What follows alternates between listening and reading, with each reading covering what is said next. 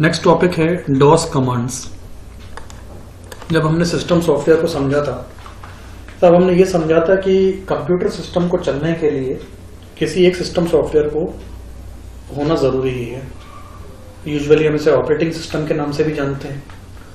हमने समझा था कि भले ही हमारे पास कोई एप्लीकेशन सॉफ्टवेयर नहीं हो तो काम चल जाएगा, काम ऐसे चल जाएगा कि कंप्यूटर स्टार्ट हो जाएगा।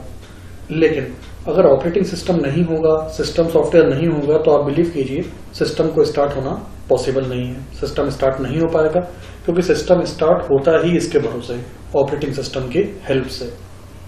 और कंप्यूटर सिस्टम स्टार्ट होने के बाद जो पहला इंटरेक्शन होता है वो हमारा इस ऑपरेटिंग सिस्टम से ही होता है। तो अभी के टाइम में तो हमारे पास बहुत सारी अवेलेबिलिटीज़ हैं। हम लोग यूजुअली विंडोज़ का इस्तेमाल करते हैं। कई सिस्टम्स में ऑपरेटिंग सिस्टम के तौर पे लिनक्स रहता है।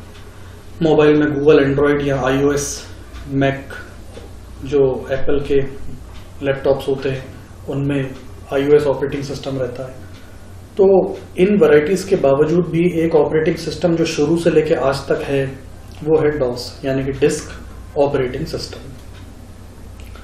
इस ऑपरेटिंग सिस्टम के बारे में आप जानते ही होंगे, फिर भी मैं आपको बता दूं कि डिस्क ऑपरेटिंग सिस्टम एक कोर ऑपरेटिंग सिस्टम है, बेसिक ऑपरेटिंग सिस्टम है। बेसिक ऑपरेटिंग सिस्टम मतलब ये कि आपको विंडोज चाहिए तो आपको इंस्टॉल करना पड़ेगा, लिनक्स चाहिए तो इंस्टॉल करना पड़ेगा। जो भी आप ऑपरेटिंग सिस्टम यूनिक्स वगैरह इस्तेमाल करना चाहते हैं, you have to install them as per the requirement. आपको उसे इंस्टॉल करना ही होगा। लेकिन डॉस एक इंटीग्रेटेड ऑपरेटिंग सिस्टम है। यूं समझ लीजिए कि ये हार्डवेयर के साथ एम्ड रहता है और हमेशा अवेलेबल रहता है। यहाँ तक कि अगर आपको विंडोज डालना है पहली बार, यूनिक्स या लिनक्स डालना है पहली बार, तो डॉस की सहायता से ही आप उन ऑपरेटिंग सिस्टम्स को इंस्टॉल कर पाएंगे। तो ये कोर ऑपरेटिंग सिस्टम है, प्राइमरी ऑपरेटिंग सिस्टम है।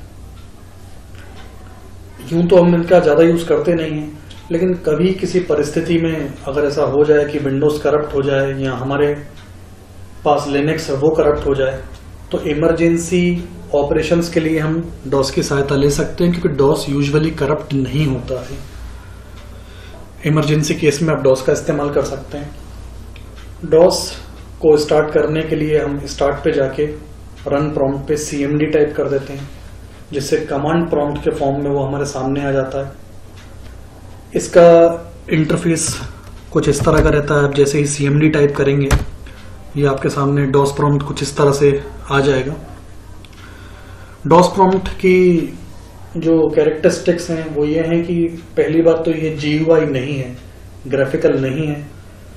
नॉन GUI होने के कारण इसमें इंस्ट्रक्शंस देने के लिए अगर आप निर्देश देना चाहते हैं तो आपको कमांड्स की सहायता लेनी होगी। ये पूरी तरह से कमांड्स पर बेस्ड ऑपरेटिंग सिस्टम है। मल्टीटास्किंग ये है नहीं, क्योंकि ये एक समय में एक से ज़्यादा काम नहीं कर सकता।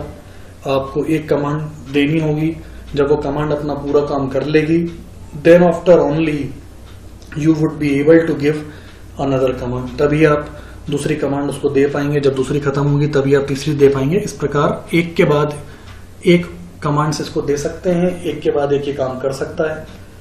पैरेलल ये विंडोज या लिनक्स की तरह मल्टीपल ऑपरेशंस नहीं कर सकता है। तो ये है डिस्क ऑपरेटिंग सिस्टम यानी कि डॉस। यही चीज यहाँ बताई गई है कि DOS is a non GUI, non graphical user interface based operating system, hence requires commands from user. इसलिए इसे कमांड्स की जरूरत है। जैसा मैंने आपको पहले बताया, user have to give commands as per the requirement.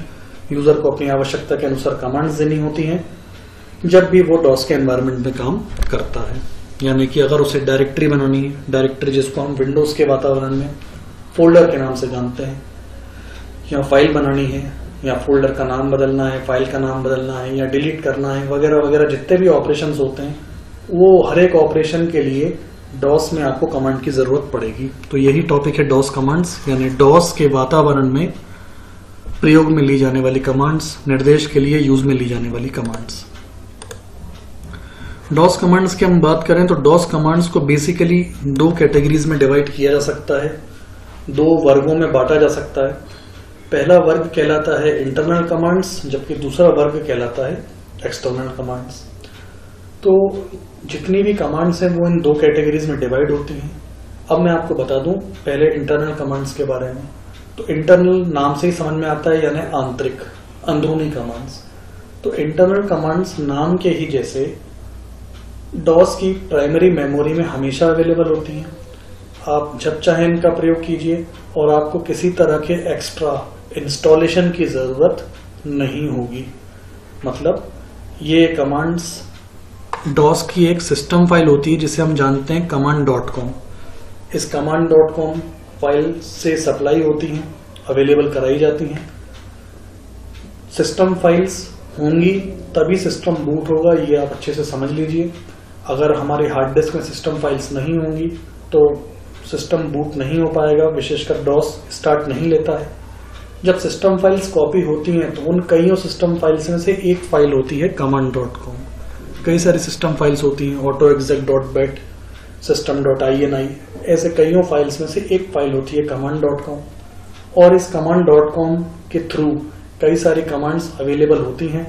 तो यूं समझ लीजिए कि सिस्टम फाइल्स होंगी तो डॉस स्टार्ट होगा, और सिस्टम फाइल्स होंगी तो command.com भी होगी, और command.com होगी तो कमांड्स तो डॉस पे चलेंगी ही।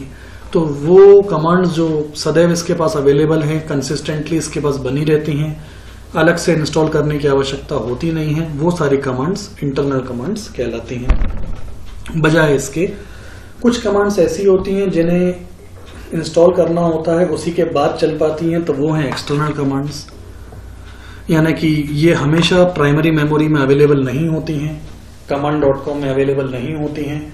ये क्योंकि बड़ी कमांड्स होती हैं, इन्हें स्पेस ज़्यादा चाहिए होता है मेमोरी में, इसलिए command.com में नहीं रहती हैं, उपलब्ध नहीं कराई जाती हैं।